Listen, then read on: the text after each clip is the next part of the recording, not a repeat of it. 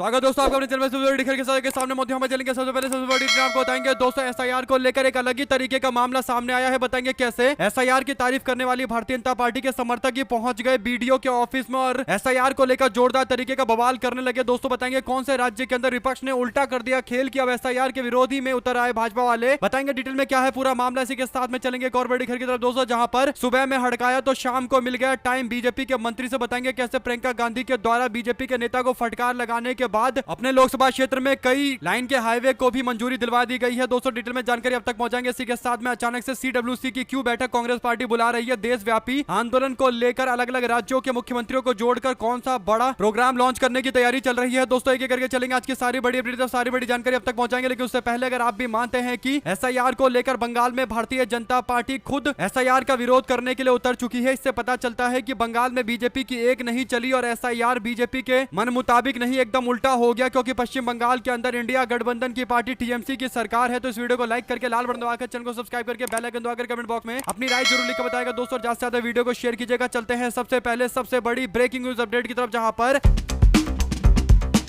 पश्चिम बंगाल का एक जिला है दोस्तों उत्तर 24 परगना, जहां पर मतुआ समुदाय के लोग भारी संख्या में रहते हैं, यानी एससी समाज से आने वाले हिंदू प्रवासी जो पश्चिम बंगाल के अंदर बांग्लादेश से आकर रहते हैं। इस तरीके की चर्चा चल रही है दोस्तों। मतुआ समुदाय के लोगों के प्रभाव के कारण भारतीय जनता पार्टी उत्तर 24 परगना के अंदर ज्यादातर सीटें हर बार से लगातार जीतती आ रही है। लेकिन उत्तर 24 परगना के अंदर एक ऐसी घटना घटी दोस्तों, इससे पता चल रहा है कि पूरे पश्चिम बंगाल के अंदर भारतीय जनता पार्टी बुरी तरीके से एसआईआर के मामले को लेकर बैकफुट पर है। दोस्तों आपको बता दें कि उत्तर 24 परगना के अंदर गायहाटा में एक बड़ी जानकारी सामने आई। अपडेट ये आई दोस्तों की 24 परगना जिले के अंदर गायहाटा में बीजेपी के कार्यकर्ताओं ने स्थानीय बीडीओ के कार्यालय पर जाकर जोरदार तरीके का प्रदर्शन किया। कार्यकर्ता चप्पल लेकर पहुंचे और संयुक्त बीडीओ के साथ साथ एसआईआर स्पेशल इंटेंसिव रिवीजन के कार्य के दौरान बीजेपी पंचायत समिति के सदस्यों को अपमानित करने का आरोप लगाया गया। भाजपा का दावा है कि संयुक्त बीडीओ ने एसआईआर की प्रक्रिया में पार्टी के लोगों को परेशान किया, यानी भाजपाइयों को परेशान किया, उन्हें काम नहीं करने दिया गया। विपक्ष के नेताओं को आवास भी प्रदान नहीं किए गए, यानी बीजेपी वालों को आवास भी प्रदान नहीं किया गया और कार्यकर्ताओं ने बीडीओ कार्यालय पर जाकर जमकर हंगामा किया। दोस्तों आपको बता दें कि यह हंगामा इसलिए किया जा रहा है क्योंकि इस हंगामे से पहले भारतीय जनता पार्टी के बड़े नेताओं की बैठक दिल्ली में होती है और इससे पता चलता है कि एसआईआर में पश्चिम बंगाल के अंदर भारतीय जनता पार्टी जो कराना चाहती थी वो नहीं हो पाया। दोस्तों केवल 58 लाख लोगों के नाम काटे गए, जिसमें से 26-27 लाख के आसपास ऐसे लोग थे जो मृत पाए गए हैं और ज्यादातर पुराने लोगों के नाम लिस्ट में मौजूद है दोस्तों। जबकि बीजेपी दावा कर रही थी कि ज्यादातर घुसपैठी बांग्लादेश से आकर बंगाल के अंदर बैठे हुए हैं और बंगाल के अंदर वोट डालते हैं, जिससे नतीजे तृणमूल कांग्रेस के समर्थन में आ जाते हैं। बीजेपी के इन बयानों से लग रहा था कि एसआईआर में कहीं ना कहीं कुछ ना कुछ झोल किया जाएगा दोस्तों, लेकिन राज्य के अंदर तृणमूल कांग्रेस की सरकार है तो उनके इशारे पर सारे अधिकारी काम करते हैं। और इसके बाद जो जानकारी मिली वो ये कि पश्चिम बंगाल में तो बिहार से भी कम नाम काटे गए हैं दोस्तों। इससे पता चलता है कि घुसपैठी का जो मुद्दा बीजेपी का बंगाल को लेकर है पूरी तरीके से ढकोसलेबाजी है दोस्तों। और यही बड़ा कारण है कि अब बीडीओ के दफ्तर में जाकर बीडीओ को परेशान करने और चप्पल मारने तक की धमकियां दी जा रही है। अगर आप भी मानते हैं कि एसआईआर का समर्थन करने वाले भाजपा वाले अब बीडीओ के ऑफिस में जाकर उनका जोरदार तरीके से विरोध करें तो इससे पता चलता है कि अब एसआईआर को लेकर इन्हें समझ में आ चुका है कि पूरा दाव उल्टा पड़ गया। अगर आप भी मानते हैं दोस्तों कि धीरे धीरे करके पश्चिम बंगाल के साथ साथ अन्य राज्यों के अंदर भी बीजेपी वालों को आखिरकार एसआईआर उल्टा पड़ता हुआ दिखाई देगा। बिहार में विपक्ष को जो सबक मिला है उसका लोग सही से इस्तेमाल करेंगे और आने वाले दिनों के अंदर बीजेपी वाले ही बैकफुट पर जाएंगे। उत्तर प्रदेश के अंदर भी योगी आदित्यनाथ कह रहे हैं कि 3.5 करोड़ भाजपाइयों के ही नाम काट दिए गए, यानी 4 करोड़ लोगों के नाम नहीं जुड़े और उसमें से ज्यादातर बीजेपी के लोग हैं, 90% भाजपा के समर्थक है। दो शब्द जरूर लिखकर बताएगा, ज्यादा से ज्यादा वीडियो को शेयर कीजिएगा। चलते हैं एक और बड़ी अपडेट की तरफ, जहां पर कांग्रेस पार्टी ने आनंद फानन में एक बड़ी बैठक बुलाई है दोस्तों। जो अपडेट है उसके अनुसार कांग्रेस पार्टी की सबसे महत्वाकांक्षी योजना मनरेगा योजना, जिससे ग्रामीण स्तर पर सबसे ज्यादा विकास हुआ, यानी ग्रामीण तस्वीर को बदलने में सबसे बड़ी भूमिका अगर किसी ने निभाई तो ग्राम सड़क योजना के बाद अगर कोई था तो वो मनरेगा योजना थी। मनरेगा योजना ने जितने भी रोजगार के साधन थे दोस्तों उसको और ज्यादा बढ़ाया और गाँव के अंदर विकास भी हो, साथ साथ सभी लोगों को एक पैसा मिले, एक अमाउंट मिले अपना जीवन यापन करने के लिए। 100 दिनों के रोजगार की गारंटी मिले, जैसे कहीं कोई नदी खोदना हो या फिर सड़क बनाना हो, गाँव में कोई अस्पताल बनाना हो या फिर गाँव के अंदर ही अलग अलग तरीके के विकास के काम करने हो तो स्थानीय लोग ही रोजगार प्राप्त करते हैं और मनरेगा के माध्यम से काम करते हैं। सरकार उनको पैसा देती है, लेबर कॉस्ट देती है और इससे उनको रोजगार भी मिल जाता है। यानी जो किसानी का ऑफ सीजन होता है दोस्तों, जब किसान फसल बोकर उसके पूरी तरीके से उग जाने का इंतजार करते हैं तो बीच में ऑफ सीजन रहता है। ऐसे में उस सीजन में अगर लोगों को रोजगार के कुछ साधन मिल जाए तो उनके गाँव का विकास भी हो जाता है और कुछ पैसे जेब में भी आ जाते हैं दोस्तों। ऐसे में भारतीय जनता पार्टी के लोग मनरेगा योजना का पहले तो नाम बदलते हैं, उसके बाद पूरी तस्वीर ही बदल डाली गई, यानी मनरेगा योजना का नाम नाम बदलकर विकसित भारत जी राम जी योजना कर दिया गया। कांग्रेस पार्टी ने पहले विरोध जताया और बोला कि हम लोग नाम के विरोध करे ना करे, लेकिन जो विरोध डंके की चोट पर किया जाएगा वो ये कि पूरी तरीके से मनरेगा के मूल स्वरूप को ही बदला जा रहा है। यानी मनरेगा में 100 दिनों का रोजगार था, तो बीजेपी वाले कह रहे हैं कि 150 दिनों का रोजगार देंगे। ये तो अच्छी बात है, लेकिन दोस्तों पहले केंद्र सरकार 90% पैसा मनरेगा का देती थी। यूं कहिए कि जो वेज होता था, जो लोगों का वेतन होता था मनरेगा के तहत मिलने वाला, वो केंद्र सरकार पूरा का पूरा देती थी। बाकी तो सामान इस्तेमाल होता था मनरेगा का काम कराने के लिए, उसमें 60% योगदान केंद्र सरकार देती थी। लेकिन अब जो वेतन है उसी में केंद्र सरकार पूरा पैसा देने की जगह केवल 60% देने के लिए तैयार है। बाकी 40% का जो बोझ है वो पूरी तरीके से राज्य सरकार के ऊपर डाला जा रहा है। और जब जब योजना राज्य सरकार के ऊपर थोप दी जाती है तो वो योजना हमेशा हमेशा के लिए फेल हो जाती है। ऐसे कई सारे उदाहरण है। कांग्रेस पार्टी ने इन्हीं बातों को लेकर आनंद फानन में एक बैठक 27 दिसंबर को बुलाई है। दोस्तों Congress party high power committee की बैठक है, यानी CWC की बैठक है। वर्किंग कमेटी में बैठक में जी राम जी जो बिल, जिसे ग्राम जी भी बोला जा सकता है, उस बिल का विरोध किया जाएगा। अगर आप भी मानते हैं कि मनरेगा योजना के मूल स्वरूप को बदलकर राज्य सरकारों पर भार डालकर योजना को पूरी तरीके से समाप्त करने की एक साजिश चल रही है, जिसका विरोध कांग्रेस पार्टी डंके की चोट पर करेगी, क्योंकि इस योजना ने ग्रामीण परिदृश्य को बदल कर रख दिया और गांव में लोगों को रुकने का एक बड़ा कारण दिया और ऑफ सीजन भी लोगों को रोजगार उपलब्ध करवाए। ग्रामीण विकास में बड़ा योगदान मनरेगा का है और इन सब बातों को दूर करके मोदी सरकार पैसा कम दे रही है दोस्तों। यानी तकरीबन 36,000 करोड़ के आसपास का बजट राज्य सरकारों को अतिरिक्त रखना पड़ेगा इस योजना को चलाने के लिए, और ये बीजेपी के लोग जानबूझकर कर रहे हैं। केंद्र सरकार अपना पैसा खर्च नहीं करना चाहती है। 2 शब्द जरूर लेकर बताएगा दोस्तों। चलते हैं एक और बड़ी अपडेट की तरफ, जिसमें वाराणसी में भारतीय जनता पार्टी के कार्यालय का घेराव करने के लिए कट्टर कांग्रेसी अपने घर से निकले पुलिस वालों ने मलदहिया के अंदर उनको गिरफ्तार कर लिया। साथ में महानगर के अध्यक्ष को भी हाउस अरेस्ट कर दिया गया। पुलिस की कार्रवाई के दौरान कांग्रेस पार्टी के कार्यकर्ताओं ने जोरदार तरीके की नारेबाजी की। उन्होंने कहा कि सत्य की आवाज को दबाया नहीं जा सकता। बीजेपी का कार्यालय घेरने के लिए इसलिए पहुंचे थे दोस्तों क्योंकि डेक्कन हेराल्ड वाले मामले को लेकर ईडी को जोरदार तरीके से फटकार लगाते हुए दिल्ली की एक स्पेशल कोर्ट ने सोनिया गांधी और राहुल गांधी को बड़ी राहत दी और बताया कि उनके खिलाफ जो केस बनाया जा रहा है, जो ईडी वालों ने चार्जशीट तैयार की है, उसका तो कोई आधार ही नहीं है। एफआईआर ही दर्ज नहीं की गई, यानी बिना आधार के, बिना किसी नींव के इमारत बनाने की कोशिश की जा रही है। कोर्ट ने स्वीकार करने से मना कर दिया। तो उसके बाद कांग्रेस पार्टी ने जीत का जश्न मनाते हुए देश भर के अंदर अलग अलग तरीके से प्रदर्शन किए हैं और अब वाराणसी के अंदर भारतीय जनता पार्टी के दफ्तर पर जाकर विरोध करने का फैसला कांग्रेसी कार्यकर्ताओं ने किया था। इसके बाद महानगर के अध्यक्ष को भी अरेस्ट कर लिया गया, यूं कहिए कि हाउस अरेस्ट कर लिया गया। दोस्तों आप लोग इस पूरे मामले पर अपनी राय जरूर लिखकर बताएगा। ज्यादा से ज्यादा वीडियो को शेयर कीजिएगा। चलते हैं एक और बड़ी अपडेट की तरफ, जहां पर प्रियंका गांधी के फटकार के बाद आखिरकार लाइन पर आए भारतीय जनता पार्टी के हाईवे मिनिस्टर नितिन गडकरी। दरअसल दोस्तों संसद के प्रश्नकाल के दौरान प्रियंका गांधी ने बीजेपी के नेता नितिन गडकरी से बोला कि आपसे बार बार मिलने का टाइम मांग रही हूं, आप टाइम नहीं दे रहे, मुझे अपने लोकसभा क्षेत्र की बात आपसे करनी है, अपने लोकसभा क्षेत्र के विकास को लेकर मैं आपके सामने प्रस्ताव रखना चाहती हूं, टाइम दीजिए। आप बार बार अपॉइंटमेंट को कैंसिल कर रहे हैं, आप मंत्री हैं, आपको टाइम देना चाहिए। जब प्रियंका गांधी की ओर से जमकर आलोचना की गई और फटकार भी लगाई गई दोस्तों एक तरीके से, तो उसके बाद नितिन गडकरी ने अचानक से बोला कि ठीक है मैं आपसे बात करता हूं। उसके बाद शाम को प्रियंका गांधी को नितिन गडकरी ने बुलाया दोस्तों और दोनों में आपस में मुलाकात हुई है। इसके बाद प्रियंका गांधी ने नितिन गडकरी से शिकायत की है, वो अपने संसदीय क्षेत्र के लिए जून महीने में मिलना चाहती थी, तब से लगातार प्रयास कर रही है, लेकिन नितिन गडकरी मिलने का टाइम नहीं दे रहे, जबकि मंत्री है नितिन गडकरी। इसके बाद प्रियंका गांधी को अपॉइंटमेंट तो मिली दोस्तों और इसके बाद भारतीय जनता पार्टी के नेता नितिन गडकरी कहते हैं कि आपको अपॉइंटमेंट की कोई जरूरत नहीं है। फिर प्रियंका गांधी और नितिन गडकरी ने मुलाकात की और अपने संसदीय क्षेत्र में वायनाड के अंदर 6 सड़क योजना को पूरा करने का उन्होंने अनुरोध किया। इसके बाद नितिन गडकरी ने सिर्फ उस योजना को पूरा करने का आश्वासन दिया, बल्कि हाथ जोड़कर प्रियंका गांधी से बोला कि आपके यहाँ की जो सड़क है, जो आपके संसदीय क्षेत्र वायनाड की सड़क है, वो तो बना देंगे। साथ साथ उन्होंने प्रियंका गांधी को ऑफर किया कि वो नितिन गडकरी के हाथ से बने हुए डिश को यानी खाने को खाए। इसके बाद प्रियंका गांधी को खाना खाने के लिए दिया गया दोस्तों। तो आखिरकार प्रियंका गांधी के फटकार के बाद लाइन पर आ गए नितिन गडकरी और उनसे मिलने का टाइम भी मिल गया। ऐसे में 2 शब्द जरूर लिखकर बताएगा इस पूरे मामले पर। ज्यादा से ज्यादा वीडियो को शेयर कीजिएगा दोस्तों। चलते हैं एक और बड़ी अपडेट की तरफ, जिसमें बीजेपी वाले कानून बनाने के लिए मसौदा लेकर आए दोस्तों बीते दिन, जब बीजेपी वाले वीबीजी रामजी योजना यानी बिल लेकर आए दोस्तों, तो बिल फाड़कर विपक्ष के लोगों ने कागज ऊपर उछाल दिया। शिवराज सिंह चौहान के सामने वीडियो में दिखाई दे रहा है कि कागज उछाला गया। शिवराज सिंह चौहान ने कहा कि चुनावी फायदे के लिए जोड़ा था गांधी का नाम, यानी एमजी नरेगा का नाम जो चल रहा था वो बीजेपी वालों को पसंद नहीं आया दोस्तों। पहले तो नाम हटाया, उसके बाद उसे जस्टिफाई भी करते हुए कह रहे हैं कि जो नाम एमजी यानी महात्मा गांधी जोड़ा गया था एमजी नरेगा में, वो केवल और केवल चुनाव के लिए जोड़ा गया गया था। इस पर शिवराज सिंह चौहान के जो दावे थे दोस्तों वो विपक्ष को पसंद नहीं आए, तो उन्होंने पन्ना फाड़कर फेंका और कैमरे पर आप लोग देख सकते हैं स्क्रीन पर जब स्पीकर है तब भी पन्ना ऊपर हवा में उछल रहा है। तो ऐसे में महात्मा गांधी के नाम हटाने को लेकर विरोध एक जगह है और दूसरी जगह राज्य सरकार के ऊपर अतिरिक्त बर्डन डालने का भी मामला काफी गंभीर बनता जा रहा है। अगर आप भी मानते हैं कि ये जो योजना में बदलाव मोदी सरकार ने किया है और एमजी नरेगा का नाम हटाकर योजना का जो नाम बदल रहे हैं, इससे ही पता चलता है कि कहीं ना कहीं एमजी नरेगा के खिलाफ नरेंद्र मोदी कितना भी चिल्ला कर बोल ले, कितना भी यूपीए सरकार का जीता जागता स्मारक बता दे, लेकिन हकीकत यही है कि अंततोगत्वा बीजेपी वालों को यह मानना पड़ेगा कि एमजी नरेगा की जो योजना है वो अपने आप में भारत के अंदर ऐतिहासिक योजना है और ग्रामीण परिदृश्य को बदलने वाली योजना है। नाम बदल देने से योजना का जो मूल स्वरूप है वो तो वैसा ही रहेगा, यानी जो अवधारणा मूल अवधारणा है कि लोगों को ग्रामीण स्तर पर रोजगार देना है वो तो बदलेगा नहीं, लेकिन कहीं ना कहीं इसे कमजोर करने की कोशिश की गई है। राज्य सरकारों पर 40% का बोझ डाला गया है, जबरदस्ती का बोझ डाला गया है। पहले ही राज्य सरकारें केंद्र से पैसे की मांग करती रहती हैं, राज्यों पर पहले ही बजट कम है, लेकिन बीजेपी की सरकार चाहती है कि एमजी नरेगा योजना राज्य सरकार चलाए, जबकि पहले केंद्र सरकार चलाया करती थी। और कोरोना के टाइम में एमजी नरेगा योजना के कारण ही ग्रामीण विकास की गति कम नहीं हुई और कृषि क्षेत्र में 3% से ज्यादा का ग्रोथ देखने को मिला और इसमें पूरी तरीके से एमजी नरेगा का हाथ था। आप लोग 2 शब्द जरूर लिखकर बताएगा, ज्यादा से ज्यादा वीडियो को शेयर कीजिएगा। चलते हैं एक और बड़ी अपडेट की तरफ दोस्तों, जिसमें कांग्रेस पार्टी ने तेलंगाना के अंदर प्रचंड जीत हासिल की है। इसकी जानकारी देते हुए तेलंगाना के मुख्यमंत्री रेवंत रेड्डी ने बताया कि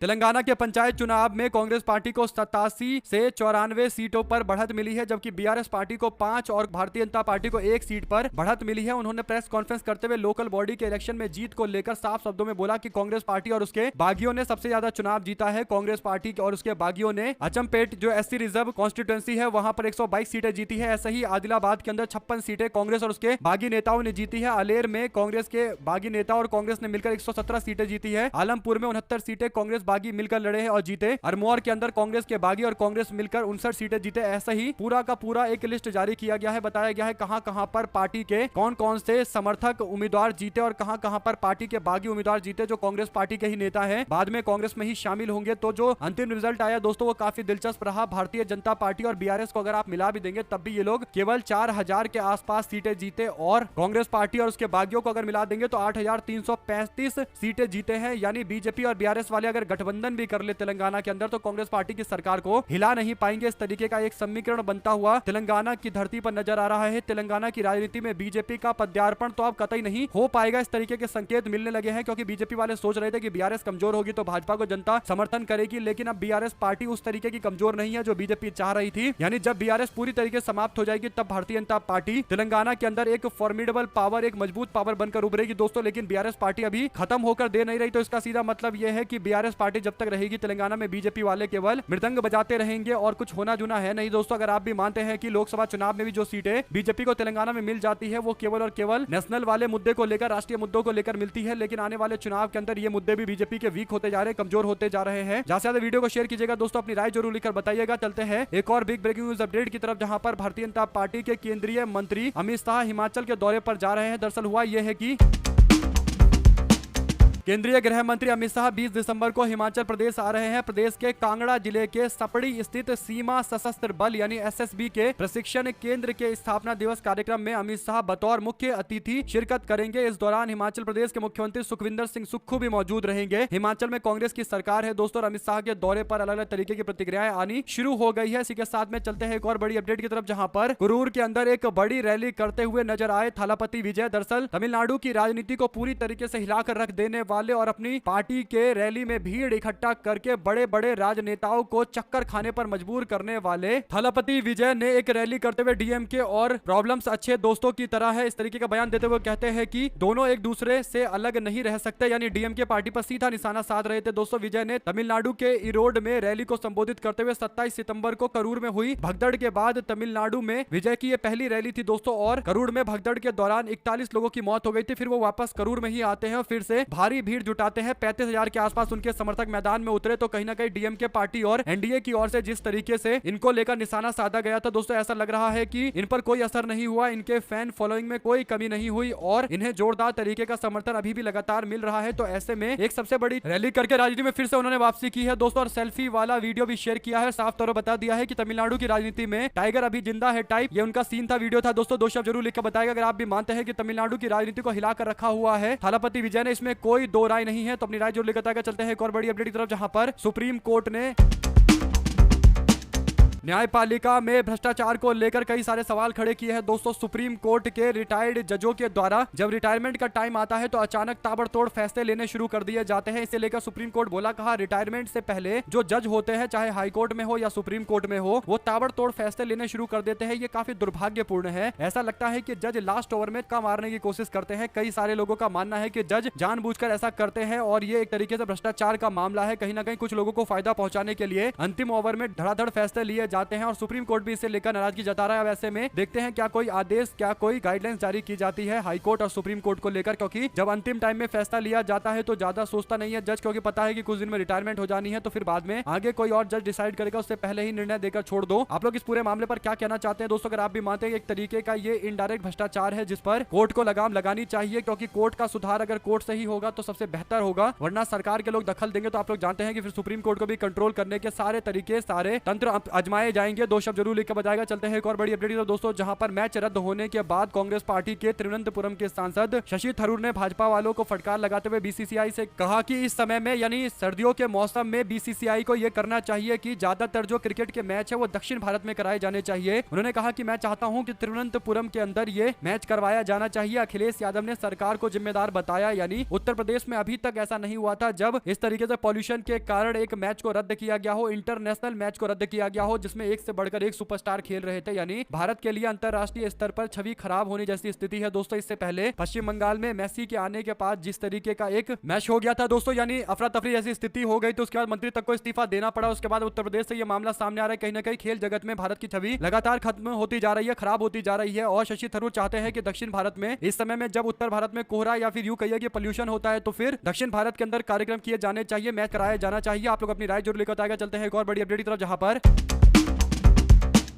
हिजाब वाले प्रकरण के मामले को लेकर दोस्तों मुख्यमंत्री नीतीश कुमार की सुरक्षा को और ज्यादा कड़ा कर दिया गया है। खुफिया एजेंसियों से मिले इनपुट के बाद सुरक्षा बढ़ा दी गई है। नीतीश कुमार ने जिस तरीके से हिजाब पर हाथ रखकर एक तरीके से पूरे मुस्लिम समाज के लोगों का अपमान किया दोस्तों, धार्मिक मान्यताओं का अपमान किया और एक महिला की गरिमा का उल्लंघन किया, तो कहीं ना कहीं अब नीतीश कुमार को लेकर एक जोरदार तरीके की नाराजगी पूरे समाज में देखने को मिल रही है और इसीलिए नीतीश कुमार की सुरक्षा को बढ़ाया गया है, कड़ी सुरक्षा की गई है। खुफिया एजेंसियों के इनपुट के बाद यह फैसला लिया गया है। आप लोग इस पर क्या राय देना चाहते हैं? अगर आप भी मानते हैं नीतीश कुमार को माफी मांगनी चाहिए और महिला को ससम्मान नौकरी में वापस लेकर आना चाहिए, तो अपनी राय जरूर लिखकर बताएगा। दोस्तों चलते हैं एक और बड़ी अपडेट की तरफ, जिसमें जी राम जी जो बिल बीजेपी वाले लेकर आए हैं दोस्तों, पश्चिम बंगाल के अंदर भारतीय जनता पार्टी को आईना दिखाने के लिए ममता सरकार ने फैसला लिया है कि वो जो रोजगार योजना है उसका नाम महात्मा गांधी के नाम पर रखने जा रहे हैं। पश्चिम बंगाल के मुख्यमंत्री ममता बनर्जी का यह बयान यूपीए सरकार के दौरान शुरू किए गए मनरेगा योजना का नाम बदलकर विकसित भारत गारंटी फॉर रोजगार एंड आजीविका मिशन या BVG राम जी के नाम से लाए गए बिल को लोकसभा में पेश करने के बाद सामने आया है। पीटीआई की रिपोर्ट के मुताबिक उन्होंने यह बयान बिजनेस और इंडस्ट्री कॉन्क्लेव में बीजेपी का नाम लिए बिना कहा है कि वो रोजगार गारंटी का जो कानून लेकर आएंगे उसमें महात्मा गांधी का नाम जोड़ा जाएगा, यानी महात्मा गांधी के नाम को हटाने का विरोध करने का यह तरीका अपनाया गया है। पश्चिम बंगाल में कर्मश्री योजना के तहत सरकार का दावा है कि लाभार्थियों को 75 दिनों का काम उपलब्ध कराया जाता है। ममता बनर्जी ने कहा कि केंद्र सरकार की ओर से मनरेगा के तहत मिलने वाली रकम रोकी जा रही है। उन्होंने कहा कि राज्य सरकार कर्मश्री योजना के तहत काम करने वालों के लिए जो दिनों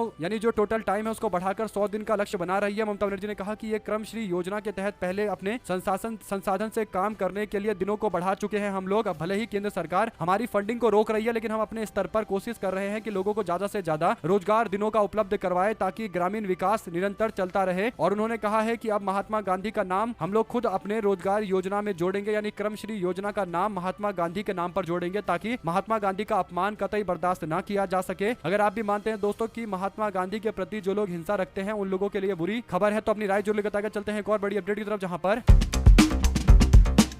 उत्तर प्रदेश के मंत्री संजय निषाद के हिजाब वाले बयान को लेकर AIMIM के पूर्व सांसद इम्तियाज जलील ने विवादित बयान दे दिया। दोस्तों उन्होंने कहा कि अगर मेरे सामने होते तो हाथ तोड़ देता। यवतमाल जिले के औरंगाबाद से AIMIM के पूर्व सांसद ने कहा कि अगर मेरे सामने होते तो हाथ तोड़कर दूसरे हाथ में डाल देता। यवतमाल नगर परिषद के एक चुनाव के दौरान जलील ने यह भी विवादित बयान दिया दोस्तों, और उन्होंने बिहार के मुख्यमंत्री नीतीश कुमार के द्वारा एक मुस्लिम युवती के चेहरे से हिजाब खींचने की कड़ी आलोचना करते हुए यूपी के मंत्री संजय निषाद के विवादास्पद संदेहास्पद बयान का जिक्र करते हुए इम्तियाज जलील को लेकर निशाना साधा। उन्होंने कहा कि जो लोग हमारी महिलाओं की गरिमा का अपमान करते हैं हम उनके हाथ तोड़ देंगे। यूपी के मंत्री संजय निषाद पर दिए गए इस बयान पर आपकी क्या प्रतिक्रिया है, लिखकर जरूर बताएगा। दोस्तों चलते हैं एक और बड़ी अपडेट की तरफ, जहां पर पंजाब के अंदर ब्लॉक समिति के चुनाव के नतीजों के बाद हिंसक झड़प देखने को मिली। आम आदमी पार्टी और कांग्रेस के कार्यकर्ताओं के बीच में जुलूस के दौरान जोरदार झड़प हो गया। बताया जा रहा है कि आम आदमी पार्टी के नेता और कार्यकर्ता जीत का खुशी मना रहे थे और जुलूस निकाल रहे थे, उस वक्त ये जबरदस्त हंगामा हुआ। अब इस हंगामे से एक बात स्पष्ट हो गई है कि पंजाब के अंदर जो चुनाव थे, नगर निगम या नगर पालिका और या पंचायत के जो चुनाव थे दोस्तों, ये साफ तौर पर इतने ज्यादा जरूरी चुनाव थे कि मामला हिंसात्मक तक पहुंच गया, हिंसात्मक स्थिति बन गई। ऐसे में आप लोग क्या कहना चाहते हैं इस पूरे मामले, अपनी राय जरूर लिखकर बताइएगा। चलते हैं एक और बड़ी अपडेट तब, जहां पर हरियाणा विधानसभा के अंदर विंटर सेशन में कांग्रेस पार्टी ने अविश्वास का प्रस्ताव रखा है भाजपा सरकार के खिलाफ और अविश्वास के प्रस्ताव को स्पीकर ने मंजूरी भी दे दी। अब इस पर आज चर्चा होगी दोस्तों। कांग्रेस पार्टी के विधायक के बीजेपी मंत्री को अपशब्द कहने पर हंगामा भी हुआ और वॉकआउट भी हुआ, बचाव में हुड्डा उतरे हैं। हरियाणा विधानसभा में तो अलग ही तरीके का संघर्ष देखने को मिलता है दोस्तों, और बहस के दौरान कई मामलों को लेकर तीखी नोकझोंक भी हो जाती है और हरियाणा विधानसभा में एक बार फिर से इसी तरीके का मामला आज फिर देखने को मिलेगा दोस्तों, क्योंकि अविश्वास का प्रस्ताव लाया गया है। आप लोग अविश्वास प्रस्ताव पर क्या राय देना चाहते हैं लिखकर जरूर बताएगा और ज्यादा से ज्यादा वीडियो को शेयर कीजिएगा दोस्तों, ताकि इसी तरीके की अपडेट लगातार पहुंचती रहे। देख रहे थे आप लोगों का अपना चैनल जय हिंद जय भारत। बहुत बहुत धन्यवाद सभी दोस्तों, भाइयों बहनों, मित्रों का। ज्यादा से ज्यादा वीडियो को शेयर कीजिएगा, लगातार शेयर करते रहिएगा दोस्तों। जय हिंद जय भारत, बहुत बहुत धन्यवाद।